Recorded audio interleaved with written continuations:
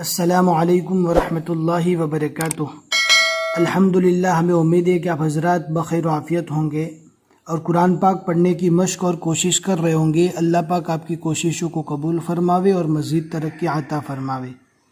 5واں پارہ ہم پڑھ رہے تھے، سورۃ النساء، سورہ نمبر 4۔ آج ہمیں 5ویں پارے کا 14واں رکوع پڑھنا ہے۔ بہت ہی آسان اور سمپل ہے، انشاءاللہ ہم پڑھتے رہیں گے۔ آپ کو دھیان سے سننا ہے، سمجھنا ہے اور آپ کو بھی یاد کرنے کی پوری کوشش کرنا ہے۔ سبق شروع کرنے سے پہلے ہم آپ سے ریکویسٹ کرتے ہیں کہ اگر آپ اردو پڑھنا چاہتے ہیں تو لنک ڈسکرپشن میں مل جائے گی۔ اردو کلاس کر کے ہم نے چینل بنایا ہے، اور ضرور سیکھیں، اس لیے کہ عربی سیکھنے کے بعد اردو کا سیکھنا بہت ہی سمپل اور آسان ہے۔ ایک بار چینل کا وزٹ ضرور کریں۔ اب شروع کرتے ہیں آج کا سبق۔ اعوذ باللہ من الشیطان الرجیم، بسم اللہ الرحمن الرحیم۔ ولولا فضل اللہ علیک ورحمتہ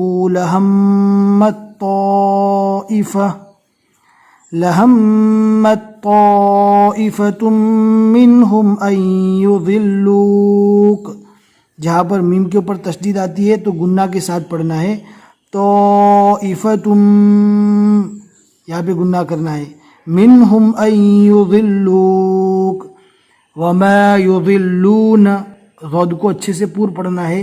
وما یضلون الا انفسہم وما یضرونک من شیء وانزل اللہ علیک الکتاب والحکمت وعلمک ما لم تکن تعلم وَكَانَ فَضْلُ اللَّهِ عَلَيْكَ عَظِيمًا۔ ذو کو اچھے سے پور پڑھنا ہے، عظیما۔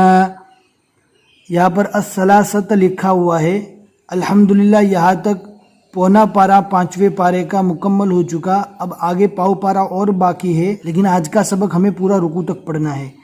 لا خیر فی کثیر من نجواہم الا من امر بصدقۃ او معروف۔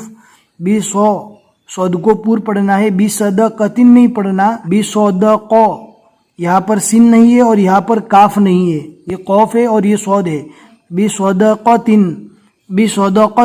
او معروف او اصلاح بین الناس ومن يفعل ذلك ابتغاء مرضات الله فسوف نؤتيه۔ مرضات اللہ، ضاد کو اچھے سے پور پڑھنا ہے، مرضات اللہ فسوف نؤتيه اجرا عظیما۔